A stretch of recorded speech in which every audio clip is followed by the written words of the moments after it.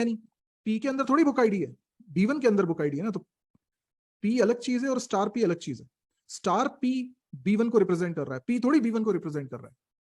तो P dot book ID तो गलत स्टेटमेंट हो जाएगा ना, इसीलिए ये पैरेंथेसिस लगाना जरूरी होता है। और ये पैरेंथेसिस लगाना एक एक्स्ट्रा काम हो गया ये, इसलिए प्रोग्रामर्स इस स्टाइल को प्रेफर नहीं करते। ये सही है, लेकिन इसको लिखना प्रेफर नहीं करते क्योंकि इसमें पैरेंथेसिस लगाना ध्यान रखना पड़ता है। तो दूसरा तरीका क्या है? दूसरा तरीका यह है कि अगर पी को देखा जाए तो पी क्या है? What is P? P is a structure pointer. Structure pointer, और स्ट्रक्चर पॉइंटर, स्ट्रक्चर पॉइंटर अगर किसी स्ट्रक्चर को पॉइंट कर रहा है तभी तो स्ट्रक्चर पॉइंटर है। तो वो जिस स्ट्रक्चर को पॉइंट कर रहा है उसके मेंबर्स को एक्सेस कर सकता है, पर डॉट ऑपरेटर से नहीं एक्सेस कर सकता, एरो ऑपरेटर से एक्सेस करेगा। आप समझो एरो कब लगता है और डॉट कब लगता है। डॉट तब लगता है जब स्ट्रक्चर वेरिएबल के द्वारा मेंबर्स को एक्सेस किया जाए, और एरो कब लगता है जब स्ट्रक्चर पॉइंटर के द्वारा मेंबर वेरिएबल्स को एक्सेस किया जाए। समझ में आया? जैसे पी एरो, अब स्टार नहीं लगेगा पी पर, बुक आईडी। आया समझ में? क्या हो गया शुभम? ये समझा तो दिया बेटा, अब क्या डाउट है?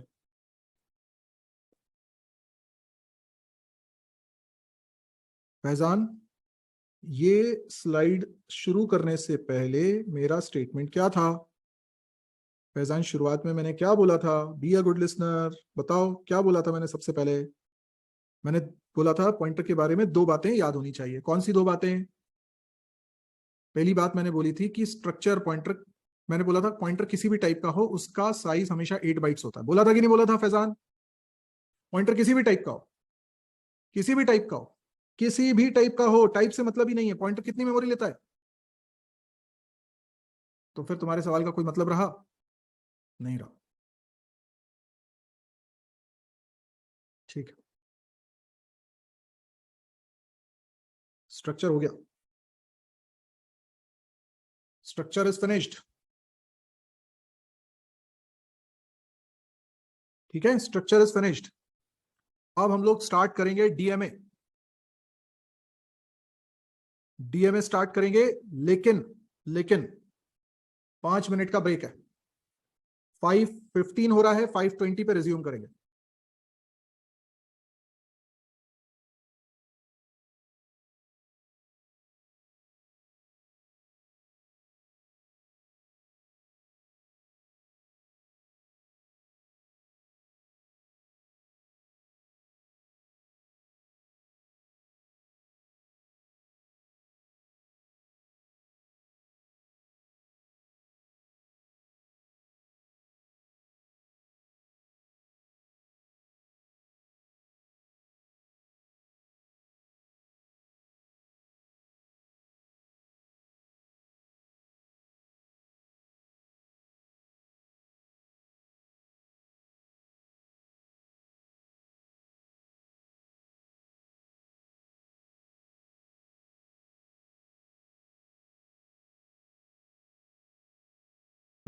इसलिए बनाया जाता है कि किसी डेटा को प्रोसेस कर सकें।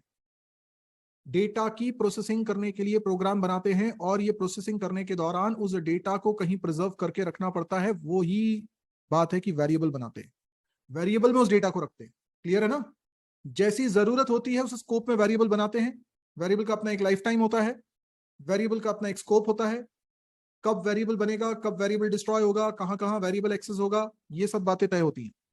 तो वेरिएबल क्यों बनाते हैं वो रीजन तो मेरे ख्याल से सभी को क्लियर है। अब वेरिएबल बना सकते हो दो तरीके से, ये बात समझो। वेरिएबल दो तरीके से बना सकते हो, एसएमए और डीएमए। वेरिएबल बनाने के दो अलग अलग तरीके हैं। हमें पहले समझना होगा कि ये तरीके क्या हैं, उसके बाद हम समझें कि कब कौन से तरीके की जरूरत पड़ती है।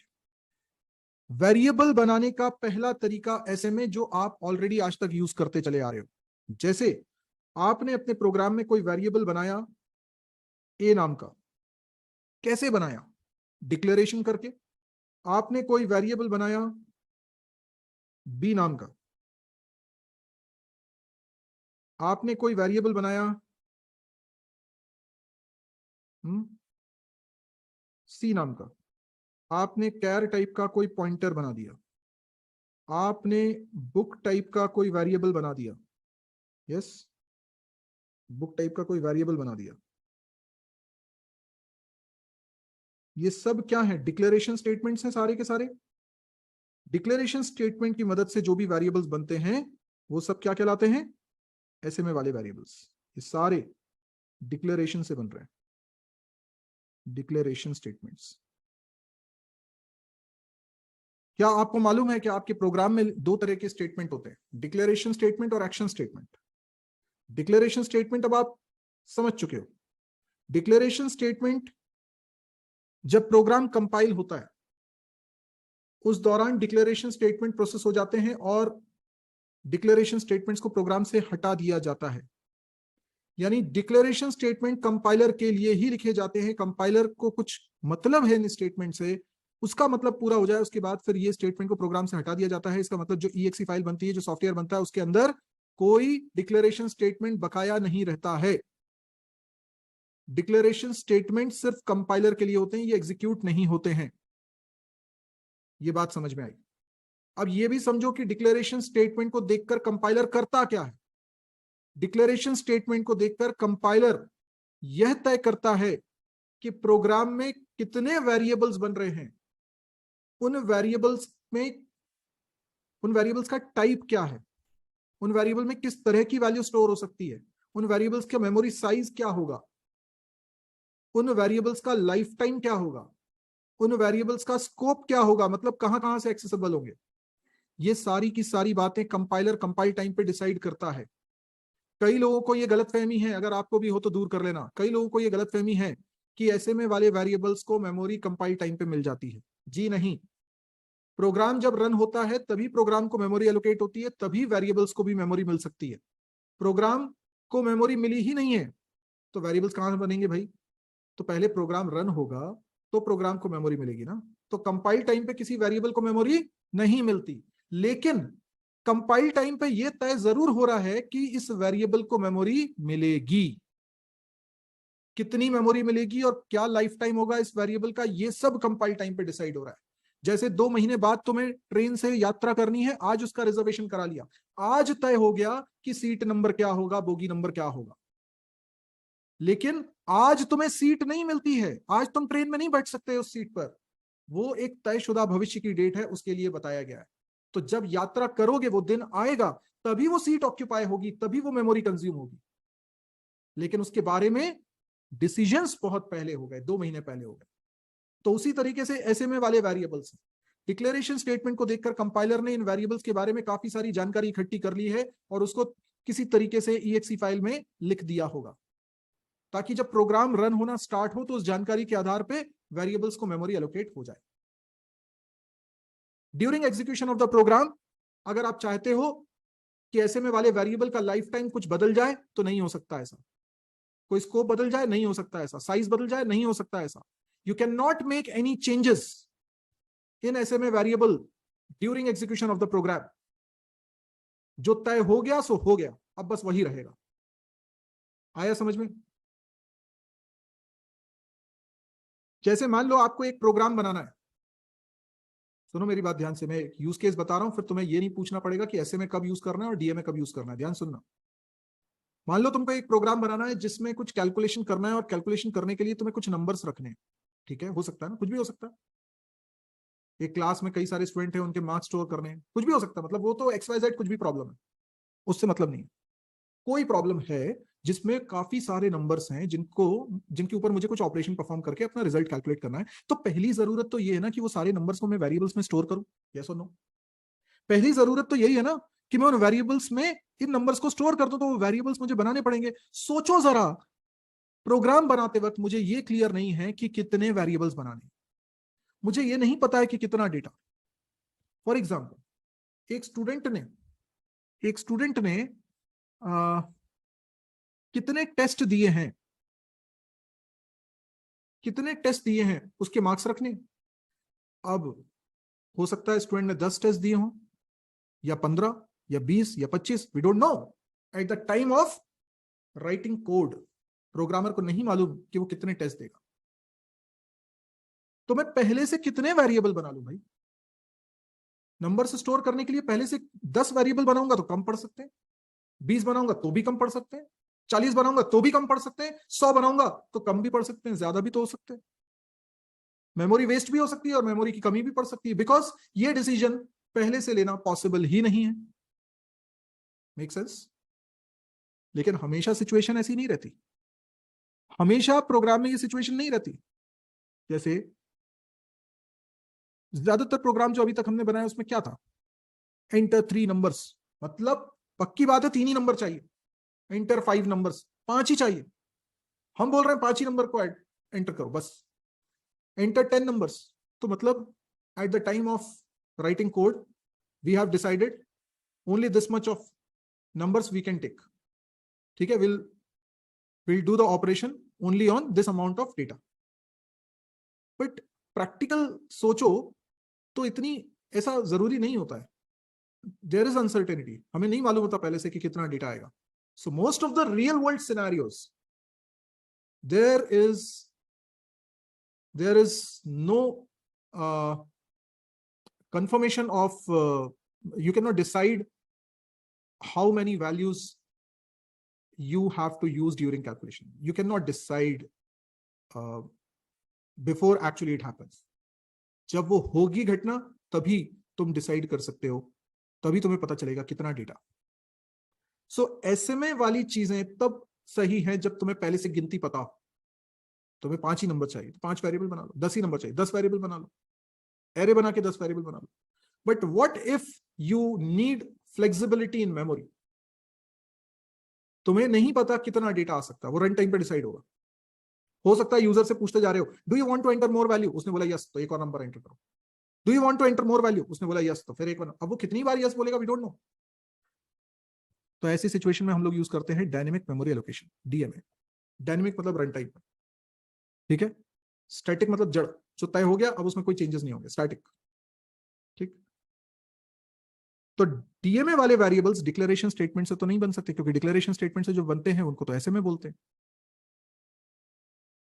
है ना? क्या हो गया Vishal? You are not agreeing with the discussion?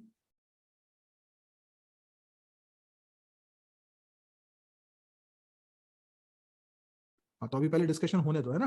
Don't disturb. तो ऐसे में वाले तरीके से जो वेरिएबल बनते हैं वो डिक्लेरेशन स्टेटमेंट से बनते हैं। तो डीएमए वाले वेरिएबल ऑब्वियसली डिक्लेरेशन स्टेटमेंट से तो नहीं बनते होंगे, है ना? डिक्लेरेशन स्टेटमेंट से तो नहीं बनेंगे, कोई दूसरा तरीका होगा। तो दूसरा तरीका क्या है? दूसरा तरीका है malloc function. It is a pre defined function. एक और फंक्शन है कैलॉक। मैलॉक और कैलॉक, ये दो फंक्शन है। कोई भी एक फंक्शन को तुम इस्तेमाल करके वेरिएबल बना सकते हो। ठीक है, मैलॉक और कैलॉक में कुछ फर्क है वो बताता हूं, लेकिन इनमें से कोई भी फंक्शन यूज करके तुम क्या बना सकते हो? वेरिएबल। तो क्या वेरिएबल डिक्लेरेशन स्टेटमेंट से बना? क्या वेरिएबल डिक्लेरेशन स्टेटमेंट से बना? नहीं, फंक्शन को कॉल करने से बना। और ये फंक्शन का कॉल एक्शन स्टेटमेंट कहलाता है। यस, एक्शन स्टेटमेंट कहलाता है। ठीक है, लेकिन मैलॉक या कैलॉक की मदद से अगर कोई वेरिएबल बन रहा है, तो क्योंकि ये डिक्लेरेशन स्टेटमेंट के जरिए नहीं बन रहा है, तो कंपाइलर को नहीं पता चलता कि वेरिएबल कितने बन रहे हैं, कितनी मेमोरी लेंगे। हाँ, कंपाइलर को नहीं पता चलता है कि किस टाइप का डेटा वो कंटेन करेंगे, क्या लाइफ टाइम होगा, क्या स्कोप होगा। ये बातें वो तय नहीं कर पाता। कौन? कंपाइलर। तो प्रोग्राम जब रन होगा तभी सारी चीजें तय होंगी। पहले से जैसे एसएमए वाले वेरिएबल के बारे में तय हो रहा है, वैसा कुछ भी तय डीएमए वाले वेरिएबल्स के लिए नहीं हो रहा है। तो फंक्शन कॉल क्योंकि एक्शन स्टेटमेंट होते हैं, कंपाइलर एक्शन स्टेटमेंट्स को नहीं समझ पाता, वो सिर्फ डिक्लेरेशन स्टेटमेंट्स को प्रोसेस करता है। आया समझ में? अच्छा, एक और बात सुन। एसएमए वाले वेरिएबल्स का कुछ नाम आप रख पाते हो, डीएमए वाले वेरिएबल का कोई नाम नहीं होता। ठीक है, डीएमए वाले वेरिएबल्स का कोई नाम नहीं होता। डीएमए वाले वेरिएबल्स का कोई नाम नहीं होता। DMA variables are not named, ठीक है, दे ओनली हैव एड्रेसेस। तो मैलॉक या कैलॉक की मदद से बनने वाले वेरिएबल का कोई नाम नहीं होता, पर उसका एड्रेस होता है, और एड्रेस के थ्रू आप उसको एक्सेस करोगे तो तुम्हें पॉइंटर की जरूरत पड़ेगी। तो कोई बोलता है कि सर डीएमए पढ़ा दीजिए पर मुझे पॉइंटर नहीं आता, तो मैं कहता हूं कि डीएमए भी नहीं आएगा, क्योंकि डीएमए के लिए तुम्हें पॉइंटर चाहिए।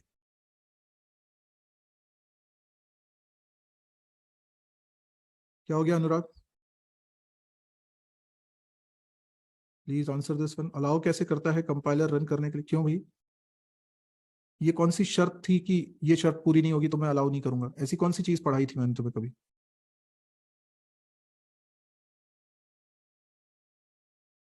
कंपाइलर कौन होता है अलाउ करने वाला? जब कंपाइलर इस स्टेटमेंट को प्रोसेस करता ही नहीं है, और आज से नहीं, हमेशा से, प्रिंटफ को भी कंपाइलर प्रोसेस नहीं करता, स्कैनफ को भी प्रोसेस नहीं करता, कोई एरर आती थी क्या उससे?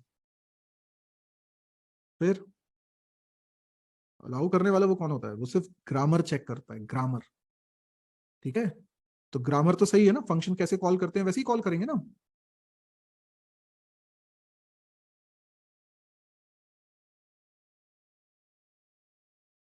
सुमन भंडारी, अभी वो इररिलेवेंट डाउट पूछ रहे हो आप, अभी कुछ और टॉपिक चल रहा है, आप कुछ और पूछ रहे हो।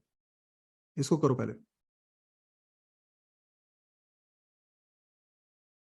ठीक है, समझ में आया? तो डीएमए वाले वेरिएबल्स का कोई नाम नहीं होता, ये बात समझ में आई?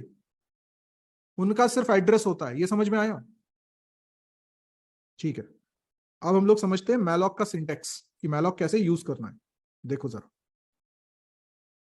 आप लिखोगे मैलॉक, जो कि फंक्शन है, और इसके अंदर पास करोगे मेमोरी साइज, कितना बड़ा वेरिएबल बनाना है?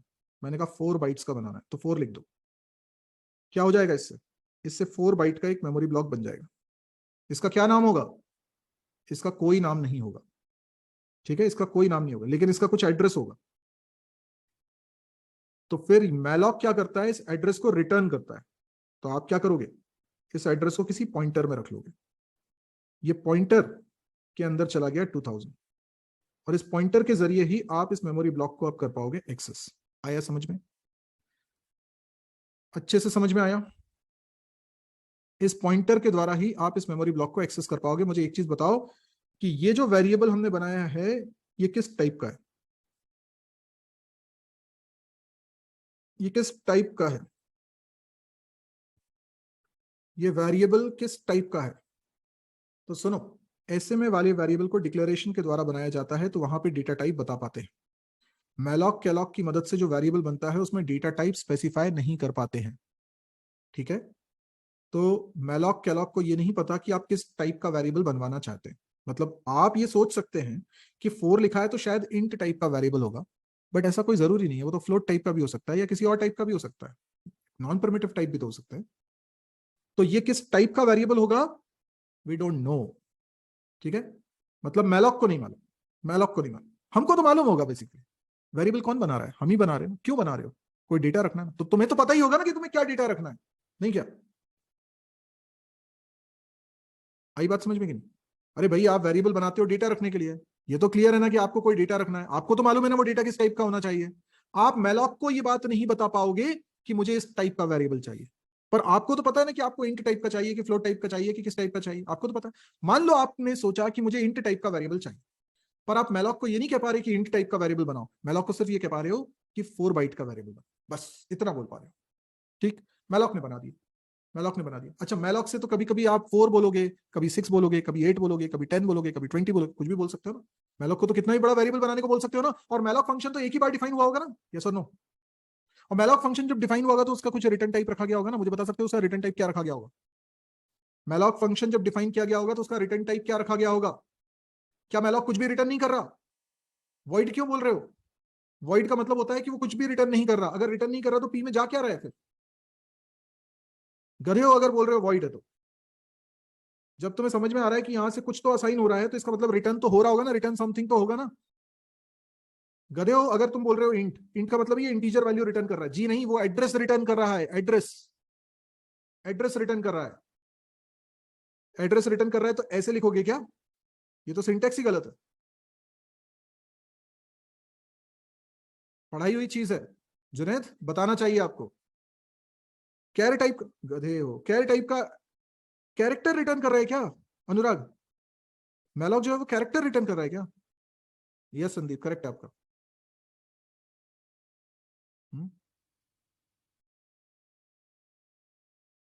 सरांता, आप कह रहे हो कि इंट टाइप का ब्लॉक का एड्रेस रिटर्न करेगा, क्यों भैया? इंट टाइप के ब्लॉक का ही एड्रेस रिटर्न क्यों करेगा? कैर टाइप के ब्लॉक का एड्रेस क्यों नहीं रिटर्न करेगा? फ्लोट टाइप के ब्लॉक का एड्रेस क्यों नहीं रिटर्न करेगा? इंट टाइप के ही ब्लॉक का एड्रेस क्यों रिटर्न करेगा? ये मैंने कब बोला उसको कि इंट टाइप का ब्लॉक बना दो? शुभम कह रहे हैं जिस टाइप का डेटा इनपुट करेंगे। कहां इनपुट किया मैंने? तो ये 4 लिखा है, 4 का टाइप भी इंट होता है, 6 लिखूंगा उसका टाइप भी इंट होता है, 7 लिखूंगा उसका टाइप भी इंट होता है। ये बेटा डेटा नहीं है, ये उस वेरिएबल का साइज है। साइज हमेशा इंटीजर ही होते हैं। क्षितिज, बात कुछ और हो रही है। एड्रेस रिटर्न होगा किसका? किस टाइप का? पॉइंटर कोई डेटा टाइप है मलिक? पॉइंटर कोई डेटा टाइप है पॉइंटर टाइप का? राज सिंह गधे, सारे एड्रेसेस इंटीजर होते हैं, इसका मतलब ये नहीं होता है कि एड्रेस हमेशा इंट टाइप का होता है। तुम लोगों ने पॉइंटर्स चैप्टर में बिल्कुल मन नहीं लगाया ना, उसको रिवाइज करके देखा। बहुत हालत खराब है।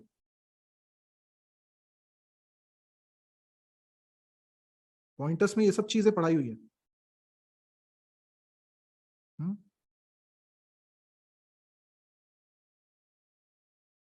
ये सब पढ़ाया हुआ है। क्या पढ़ाया था? कि अगर कैर स्टार पी लिखा है, कैर स्टार क्यू लिखा है, तो इसका मतलब ये नहीं है कि क्यू में कैरेक्टर जाना है। क्यू में जाएगी तो इंटीजर वैल्यू ही, एड्रेस ही जाएगा, लेकिन क्यू इंट टाइप का थोड़ी कहलाएगा। क्यू जो है वो कैर टाइप का पॉइंटर है, तो q is not going to store character constant, but it is going to store address of char variable. पढ़ाया हुआ है, फिर यहाँ क्यों गड़बड़ कर रहे हो?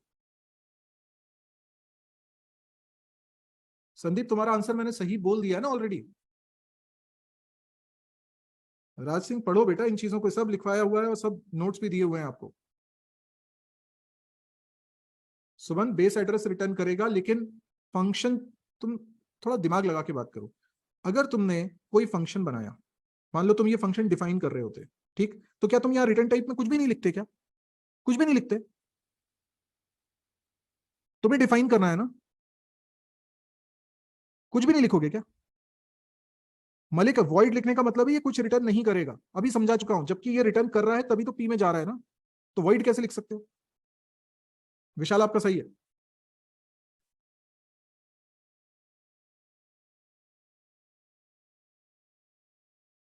सृंजन, आपका भी सही है। अनुराग, गलत है आपका। ये सब पढ़ा चुका हूं मैं, एप्लीकेशन ऑफ पॉइंटर्स में ये बात पढ़ाई थी। एप्लीकेशन ऑफ पॉइंटर्स में मैंने वॉइड पॉइंटर के बारे में आपको पढ़ाया था, क्या होता है वॉइड पॉइंटर। कुछ भी रिवाइज नहीं करा आपने। मैलॉक फंक्शन जब बनाया गया होगा तो उसका रिटर्न टाइप रहा होगा वॉइड स्टार। वॉइड नहीं, वॉइड स्टार, इंट स्टार नहीं मिंटू, वॉइड स्टार। राज सिंह, समझो बात को, पढ़ाई हुई चीजें हैं, मेहनत करो थोड़ी सी।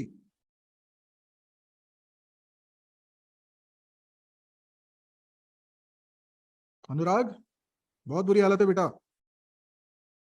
भाई जब मैलॉक फंक्शन बनाओगे तो ये कुछ एड्रेस रिटर्न कर रहा होगा ना, ये कुछ एड्रेस कर रहा होगा रिटर्न। पर जब आपने यहां पर बताया ही नहीं कि किस टाइप का वेरिएबल बनाना है, तो आप कैसे श्योरली कह सकते हो कि इंट वेरिएबल का ही एड्रेस रिटर्न करेगा या कैर वेरिएबल का ही एड्रेस रिटर्न करेगा? कैसे बोल सकते हो यार? सोचो जरा, अनसर्टेन है ना वो बात, तो वो तो पता ही नहीं है ना। कितनी बार आज ही की क्लास में मैं दोहरा दोहरा के बोल रहा हूं कि मैलॉक को नहीं बताया जाता, या उसको कोई तरीका नहीं है बताने का कि किस टाइप का वेरिएबल बनाना है। जब मैलॉक को पता ही नहीं है कि इंट टाइप का वेरिएबल बना रहा है कि फ्लोट टाइप का वेरिएबल बना रहा है, बस वो साइज पता है, तो उस साइज का वेरिएबल बना के उसका एड्रेस रिटर्न कर रहा है वो। तो यहाँ पे रिटर्न टाइप में इंट स्टार कैसे लिख सकता है? शर्म नहीं आएगी उसको इंट स्टार लिखते हुए? मतलब किसी भी साइज का वेरिएबल बना रहे हो तुम, हमेशा इंट ब्लॉक का ही एड्रेस बोल के उसे रिटर्न करवाओगे? या कैर स्टार लिखोगे तो भी तो गलत है, डबल स्टार लिखोगे तो भी तो गलत है। ऐसी जगह पर ही तो जेनेरिक पॉइंटर की जरूरत पड़ती है जहां पर आपको नहीं पता है। यही तो तुम्हारा सवाल था ना पिछली क्लास में, कि भाई वॉइड पॉइंटर का क्या यूज होगा, कहां यूज होगा? तो ये मैलॉक फंक्शन जिसने बनाया होगा उसने वॉइड पॉइंटर ही तो बनाया होगा। वही तो पॉइंटर का एड्रेस, वही वॉइड पॉइंटर का अंदर जो वैल्यू रखी है, वो जो एड्रेस रखा है वो रिटर्न किया होगा ना, तो इसलिए रिटर्न टाइप क्या होगा, वॉइड स्टार। आई बात समझ में? तो अब ऐसे में मैलॉक रिटर्न कर रहा है वॉइड टाइप का, वॉइड टाइप का एड्रेस, मतलब अननोन टाइप का address, type is not specified. लेकिन तुमको तो पता है ना कि तुमने मैलॉक को क्यों कॉल किया था, किस वजह से तुम वेरिएबल बना रहे हो, किस तरह का डेटा रखना चाह रहे हो। तुमने चाहा कि इंट टाइप का ब्लॉक बने। मैलॉक को तुम बेशक नहीं बता पा रहे हो कि इंट टाइप का ब्लॉक बने। मैलॉक बेशक 4 लेकर 4 बाइट का ब्लॉक बना देगा, उसका एड्रेस रिटर्न कर देगा, और वॉइड स्टार उसका रिटर्न टाइप है। ऐसा कोई डायनेमिकली डेटा टाइप थोड़ी चेंज होते रहेंगे। ऐसा थोड़ी होगा कि मैलॉक फंक्शन इंट टाइप का एड्रेस रिटर्न करेगा तो ये इंट बन जाएगा, और फ्लोट टाइप का एड्रेस रिटर्न करेगा तो ये फ्लोट बन जाएगा। ऐसा होता है क्या? वो तो बनाओगे तो एक ही कुछ लिखोगे ना, एक ही बार लिखोगे ना। कोड लिखते वक्त तो तुम कुछ एक ही लिख सकते हो ना, तो वो अपने आप तो बदलता नहीं रहेगा। ग्रेड थोड़ी है कि रंग बदलता रहे वो हर हमेशा, तो वो तो हमेशा व्हाइट स्टार ही रहेगा। तो यहाँ पर जो भी ये रिटर्न कर रहा है एड्रेस, जो ब्लॉक बनाया उसने, उसका एड्रेस वो इस जगह पर आया, मतलब 2000 है अगर, तो इस जगह पर 2000 आया। अब ये 2000 व्हाइट टाइप का एड्रेस है, ये जा रहा है इस पॉइंटर में। अब तुमने ये पॉइंटर बनाया, ये तो तुम्हारे हाथ में है ना कि पॉइंटर किस टाइप का बनाओ, ये तो तुम ऐसे में की मदद से बना रहे हो। तो पॉइंटर जब तुम बना रहे हो तो तुम उसे इंट टाइप का बना दो, क्योंकि तुम ये चाहते हो कि इंट टाइप का वेरिएबल बने इधर। तो तुमने पॉइंटर किस टाइप का बना दिया, इंट टाइप का बना दिया। अगर तुम चाहते हो कि ये फ्लोट टाइप का वेरिएबल बने, तो तुम पॉइंटर को फ्लोट टाइप का बना दो, क्योंकि तुम्हें मालूम है पॉइंटर वेरिएबल में किसी का भी एड्रेस आ जाए, किसी का भी। पॉइंटर तो यही मानेगा कि जिस टाइप का वो खुद है उसी टाइप के ब्लॉक का बेस एड्रेस उसके पास है। क्योंकि पी मैंने इंट टाइप का पॉइंटर बनाया है, तो पॉइंटर तो यही मानेगा कि मेरे पास जो 2000 रखा है वो इंट टाइप के ब्लॉक का एड्रेस है भाई। वो तो यही मान के काम करेगा। और अगर तुम फ्लोट टाइप का पॉइंटर बना दोगे तो वो ये मान के चलेगा कि ये 2000 फ्लोट टाइप के ब्लॉक का एड्रेस है। यहां ये नहीं बता सकते, पर पॉइंटर को तो बता सकते हो ना। समझ में आया? सुमन, आपने क्लास अटेंड नहीं करी तो पहले प्लीज क्लास अटेंड करें। ये वॉइड नहीं लिखा है, वॉइड स्टार लिखा है, दोनों अलग अलग चीजें, पिछली क्लास में पढ़ा चुका हूं।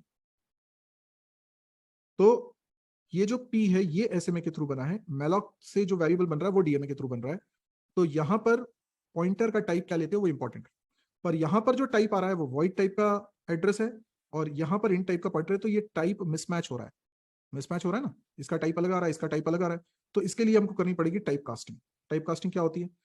मैलॉक ने जो रिटर्न किया, क्योंकि उसका टाइप है वॉइड, वॉइड टाइप का एड्रेस, तो उसको कास्ट करने के लिए, उसको कास्ट करने के लिए तुम इसके पहले लगाओ पैरेंथेसिस, और उसमें जिस टाइप में इस डेटा को कन्वर्ट करना चाह रहे हो, किस डेटा को, इस जगह पर 2000 आया ना, तो 2000 क्या है, एड्रेस। ओके, किस टाइप के ब्लॉक का एड्रेस बनाना चाहते हो इसको? क्योंकि मैं इंट टाइप का पॉइंटर बना रहा हूं और इस पॉइंटर में ये एड्रेस असाइन करवा रहा हूं, तो मैं चाहता हूं कि इंट टाइप का एड्रेस बन जाए। तो मैं यहां लिखूंगा इंट, केवल इंट नहीं, इंट ऑर्डिनरी इंटीजर नहीं बनाना है, इंट टाइप के ब्लॉक का एड्रेस बनाना है, तो स्टार लगाना। अकेला इंट लिखोगे तो उसका मतलब क्या होगा? उसका मतलब होगा इंटीजर वैल्यू, मतलब ऑर्डिनरी इंटीजर। इंट स्टार लिखोगे तो उसका मतलब क्या है? इंट वेरिएबल का एड्रेस माना जाए इसे। तो ये जो 2000 इस जगह पर आया, उसे इंट वेरिएबल का एड्रेस माना जाएगा। ये है टाइप कास्टिंग। अगर ये टाइप कास्टिंग नहीं करोगे तो सी में वार्निंग आएगी, एरर नहीं आएगी, लेकिन सी प्लस प्लस में एरर आएगी। सो इट्स बेटर कि आप टाइप कास्टिंग करो, क्योंकि दोनों साइड, असाइनमेंट के दोनों साइड सेम तरह की चीजें होनी चाहिए। एक तरफ इंट टाइप का पॉइंटर, एक तरफ वॉइड टाइप का एड्रेस है, तो वो कंपैटिबल नहीं है, इसलिए इसलिए हम टाइप कास्टिंग करते हैं। क्या हो गया ऋतिक? इसमें भी तो हम साइज दे रहे हैं, हाँ साइज दे रहे हैं ना। ऋतिक तुम कुछ भी सुन नहीं रहे हो क्या?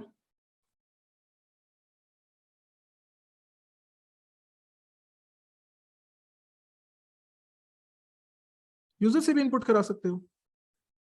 पर एक बात बताओ, कुछ प्रोग्राम में जरूरत होगी वैसे ही काम करोगे ना, कुछ तो भी थोड़ी करोगे। तुम वेरिएबल क्यों बना रहे हो ये तो तुम्हें तो मालूम होगा ना। तुम्हें तो मालूम होगा ना तुम्हें किस टाइप का वेरिएबल बनाना है। तो यूजर से क्यों साइज लोगे? कॉमन सेंस लगाओ। एटीएम को यूज करने वाले यूजर को ये तो समझ में आ रहा है कि कितना पैसा निकालना है वो इनपुट कर दूं, पर वो जो इनपुट कर रहा है वो जिस वेरिएबल में जा रहा है उस वेरिएबल का साइज कितना होना चाहिए, ये क्या मैं यूजर से पूछूंगा? लगाओ जरा कॉमन सेंस। क्यों संदीप? मैं यूजर से थोड़ी पूछूंगा कि कितने बड़ा वेरिएबल बना लूं, उसको क्या मालूम यार वेरिएबल क्या होता है। ये तो प्रोग्रामर के काम की चीज है ना। तो साइज से टाइप का पता नहीं चलता ऋतिक, टाइप से साइज का पता चलता है। तो 4 बोलने से तो वो इंट भी हो सकता है, फ्लोट भी हो सकता है, कोई और भी हो सकता है। तो 4 से नहीं पता चल रहा कि वो इंट है। ठीक है, अब कैलॉग की बात समझ लो। What is calloc? कैलॉग भी मैलॉग की तरह एक फंक्शन है, पर इसमें दो आर्ग्यूमेंट्स पास होते हैं। पहला आर्ग्यूमेंट होता है नंबर ऑफ वेरिएबल्स, दूसरा आर्ग्यूमेंट होता है साइज ऑफ ईच वेरिएबल, यानी इससे बनता है एक एरे। तो 5 ब्लॉक्स बन गए 4 बाइट्स के, और ये एरे ही है। लगातार में ये 5 ब्लॉक्स बन जाएंगे, इनके इंडेक्स भी होंगे। ठीक है, तो कैलॉग से जहां एक सिंगल वेरिएबल बना रहे हो, कैलॉग मैलॉक की मदद से जो सिंगल वेरिएबल बना रहे हो, कैलॉग की मदद से आप मल्टीपल वेरिएबल्स बना रहे हो। इसमें भी बात वही है कि एरे के पहले ब्लॉक के एड्रेस को वो रिटर्न करेगा। तो इधर भी आपको कराना चाहिए टाइप कास्टिंग। मान लीजिए आप फ्लोट टाइप का एरे बनाना चाहते हो, तो आपने फ्लोट टाइप का एक पॉइंटर लेके रखा हुआ है क्यू, क्यू में असाइन करना चाह रहे हो, तो यहाँ टाइप कास्टिंग करते वक्त फ्लोट स्टार लिखना। समझ में आया? तो ये जो क्यू वेरिएबल है ये इस एरे के पहले ब्लॉक को पॉइंट करेगा, और मैं आपको एप्लीकेशन ऑफ पॉइंटर में पढ़ा चुका हूं कि अगर कोई पॉइंटर एरे के पहले ब्लॉक को पॉइंट कर रहा है तो हम उसकी मदद से उसको एक्सेस कर सकते हैं। हम अगर Q0 बोलेंगे तो ये पहला ब्लॉक होगा, Q1 बोलेंगे तो ये दूसरा ब्लॉक होगा, Q2 बोलेंगे तो तीसरा ब्लॉक होगा। तो इसमें अगर मैंने 10 रखा तो यहाँ 10 गया, इसमें अगर 20 रखा तो यहाँ 20 गया, इसमें अगर 30 रखा तो इसमें 30 गया। आया समझ में? तो ये ऐसे यूज होगा जैसे एरे का नाम हो। लिखने को आप ऐसे भी लिख सकते हो स्टार Q+0, पर बात तो एक ही होती है ना, स्टार Q+1, स्टार Q+2, पर बात तो एक ही है ना, दोनों एक ही बात है। ये तो हम पढ़ चुके हैं। इसको ऐसे भी लिखा जा सकता है, इसको ऐसे भी लिखा जा सकता है। क्या मैलॉक में 20 दे दें तो भी यही होना चाहिए? बिल्कुल सही बात है विशाल। मैलॉक में अगर 20 दे देंगे तो भी 20 बाइट से होंगे, अभी भी 20 बाइट्स ही मेमोरी कंज्यूम हो रही है। आपके सब इस बात पे डिपेंड करेगा कि पॉइंटर आपने किस टाइप का बनाया। पॉइंटर अगर फ्लोट टाइप का है तो वो तो 4 बाइट करके ही एक्सेस करेगा ना। तो यस, यही काम आप मैलॉक से भी कर सकते हो। मैलॉक कैलॉक में क्या फर्क है? तो मैलॉक में एक आर्ग्यूमेंट होता है, कैलॉक में 2 आर्ग्यूमेंट होते हैं। मैलॉक की मदद से कोई वेरिएबल बनता है तो वो बाय डिफॉल्ट उसमें गार्बेज वैल्यू होती है, और कैलॉक की मदद से जो एरे बनता है उसमें हर वेरिएबल में बाय डिफॉल्ट 0 रहता है। मैलॉक की मदद से आप सिंगल एक मेमोरी ब्लॉक बना रहे हो एरे के, और यहाँ पे एरे ऑफ ब्लॉक्स बना रहे हो, बस यही फर्क है। तो आपने अगर मैलॉक में 20 लिखा या कैलॉक में 54 लिखा, दोनों में मेमोरी तो सेम ही कंज्यूम हो रही है। 20 बाइट्स इधर भी कंज्यूम हो रहे हैं, 20 बाइट्स इधर भी कंज्यूम हो रहे हैं। सारा खेल इस बात का है कि आपने किस पॉइंटर में उसका एड्रेस रखा है। अगर पॉइंटर इंट टाइप का है तो इस एरे के पहले 4 बाइट को पॉइंट करने वाला पॉइंटर है, तो P+1 करूंगा तो वो अगले 4 बाइट का एड्रेस होगा, फिर P+2 कर दूंगा तो वो उसके भी बाद वाले 4 बाइट के ब्लॉक का एड्रेस होगा। संदीप, पूरा पढ़ा दिया क्या मैंने? अनुराग, आपकी मर्जी, आपको जिस टाइप का बनाना हो।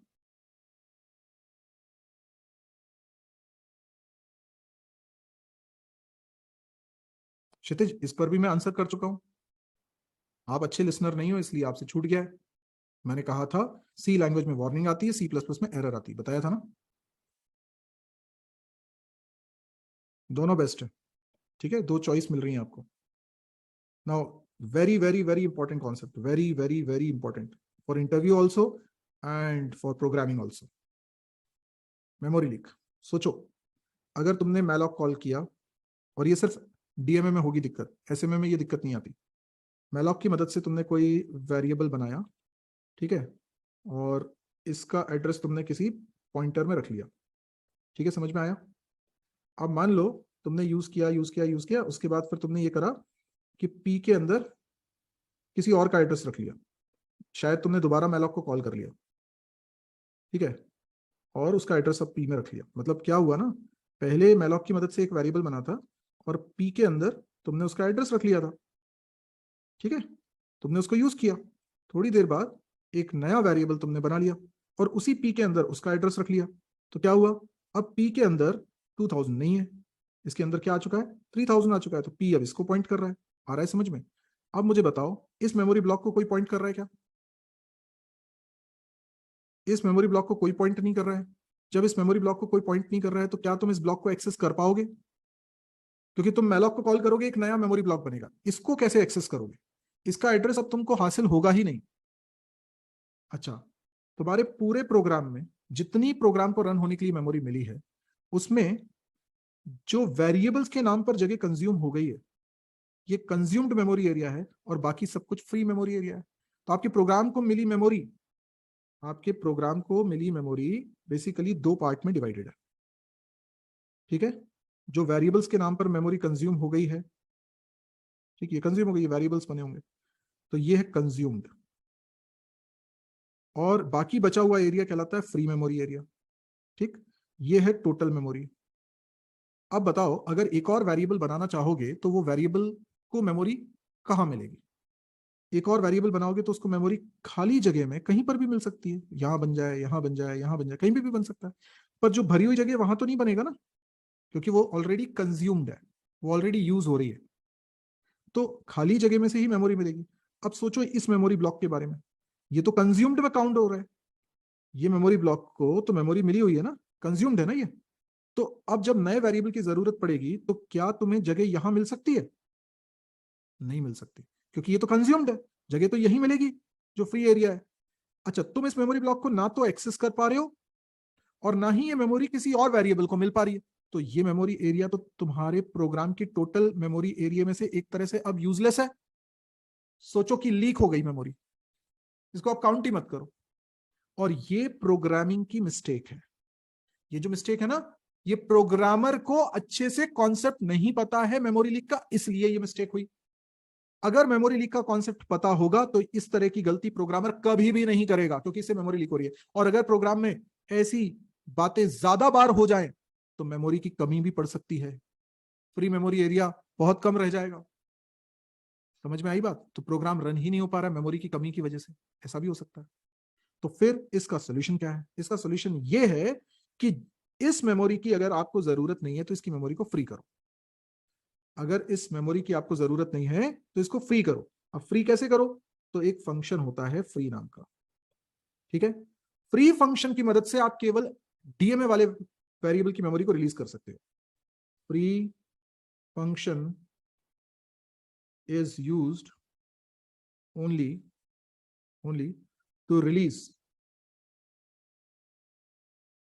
Memory of DMA variables. ठीक है, आपको करना यह है कि फ्री फंक्शन के अंदर एड्रेस पास करना है। फ्री फंक्शन के अंदर क्या पास करना है? एड्रेस। किसका? जिसकी मेमोरी रिलीज करनी है। तो मुझे बताओ, अगर मैंने एक एक्स वेरिएबल बनाया है तो मैं फ्री एड्रेस ऑफ एक्स लिखूंगा तो क्या होगा? बताओ, क्या एक्स की मेमोरी रिलीज होगी? क्या एक्स की मेमोरी रिलीज होगी? नहीं होगी। क्योंकि क्योंकि एसएमए वाला वेरिएबल है। ठीक है, सिर्फ डीएमए वाले वेरिएबल की मेमोरी रिलीज होती है। Got it?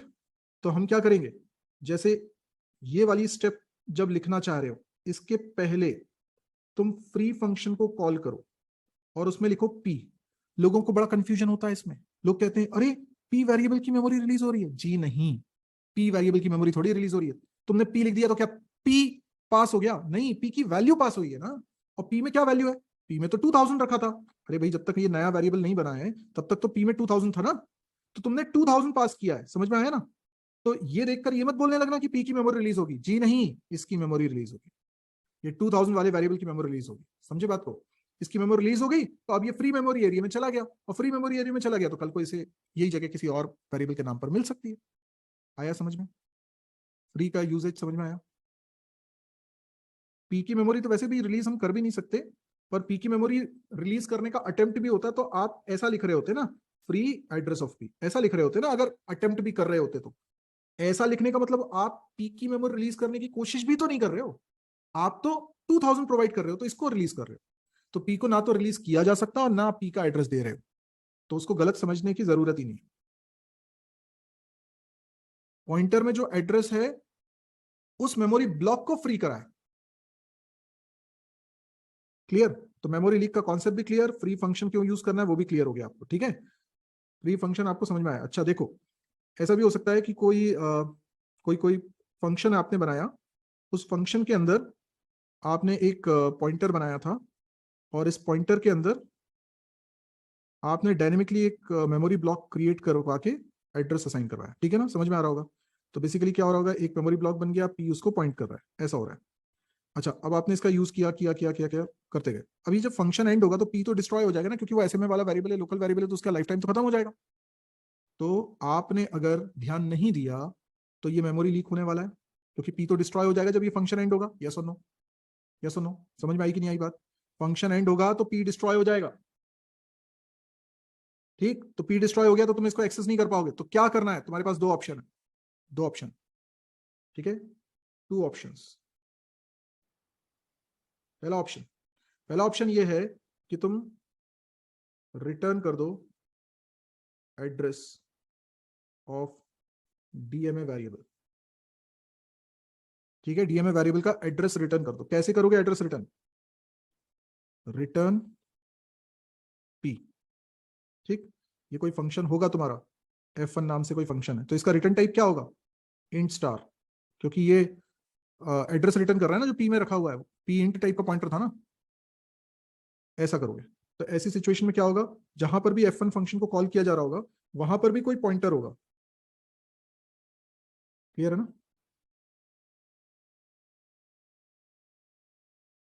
तो क्यू में एड्रेस आ जाएगा,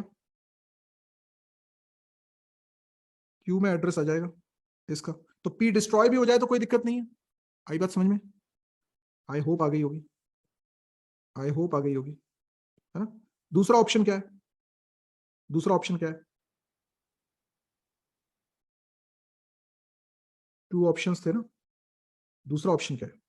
तुम फंक्शन बना रहे थे, फंक्शन के अंदर तुमने पॉइंटर बनाया था, पॉइंटर के अंदर तुमने मैलॉक ने जो रिटर्न किया है वो एड्रेस हासिल किया था, ठीक है ना, इसका यूज कर रहे थे, और तुम्हें लगता है कि अब इसकी जरूरत नहीं है, ठीक है, फंक्शन खत्म होने के बाद इस ब्लॉक की जरूरत ही नहीं, मतलब ये मैलॉक की मदद से जो वेरिएबल बनाया उसकी जरूरत इस फंक्शन के अंदर ही थी, इसके बाद नहीं थी। तो बेटर है तुम यहाँ पे फ्री लिखो और इसकी मेमोरी को रिलीज करो। कुछ भी रिटर्न नहीं करा रहे हो, कोई बात नहीं, वॉइड लिख दो इधर। आया समझ में? Free memory of DMA variable. तुम्हारे पास ये दो तरीके हो गए, या तो तुम उसको रिटर्न कराओ, अगर तुम्हें लगता है कि फंक्शन खत्म होने के बाद भी मुझे इस वेरिएबल की जरूरत है तो तुम एड्रेस रिटर्न कराओ, ठीक है, या फिर तुम फ्री करा दो। दोनों ही सिचुएशन में तुमने मेमोरी लीक होने से बचा लिया। ठीक, दोनों समझ में आए? फर्स्ट वाला भी समझ में आया, सेकंड वाला ऑप्शन भी समझ में आया। फर्स्ट वाले ऑप्शन में क्या हुआ, ये फंक्शन खत्म भी होगा तो पी डिस्ट्रॉय होगा, ये मेमोरी ब्लॉक तो रहेगा। तो बेहतर ये कि फंक्शन खत्म होने के बाद भी इस वेरिएबल का एड्रेस किसी के पास हो। तो मैंने यही सोचकर एड्रेस रिटर्न कराया, जो कि मैंने यहाँ किसी पॉइंटर में रख लिया। ये एक मिनट स्टार हटाओ, ठीक है। डीएमए वाले वेरिएबल का life time till the end of the program होता है, या फिर जब तक आपने फ्री नहीं कराया उसको। या तो एक्सप्लिसिटली आप फ्री फंक्शन को कॉल करो तब उसकी मेमोरी खत्म होती है, और नहीं तो फिर प्रोग्राम खत्म होने पर ही खत्म होगी। लास्ट चीज है री अलॉक। री अलॉक क्या है कि अगर आपने कोई, मान लीजिए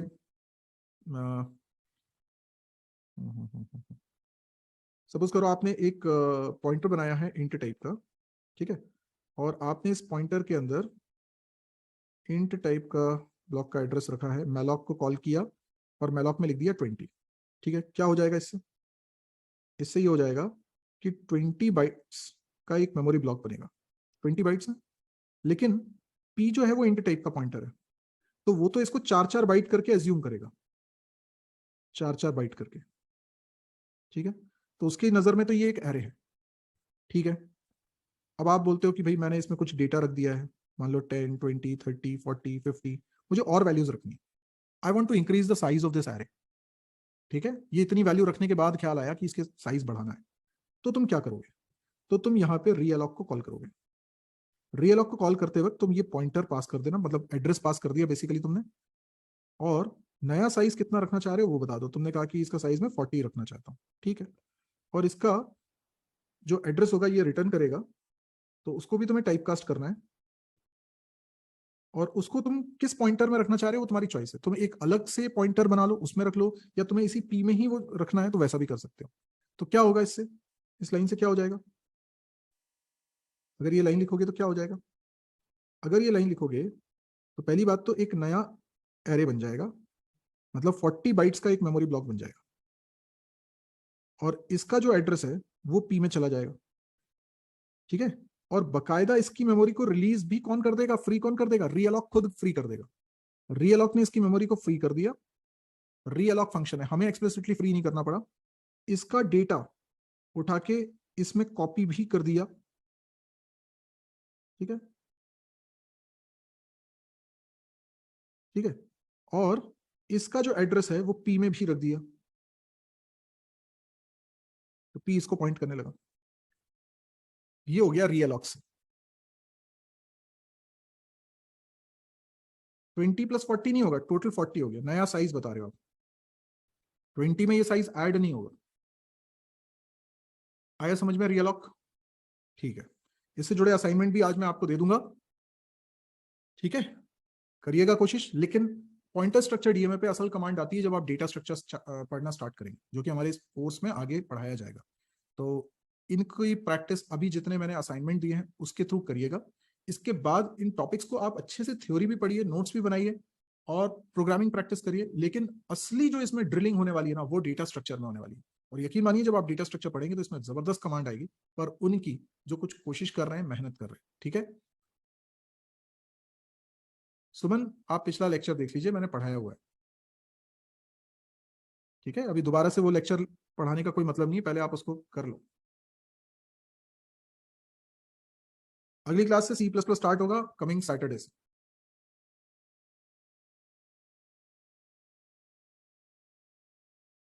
गुड संदीप, चलिए।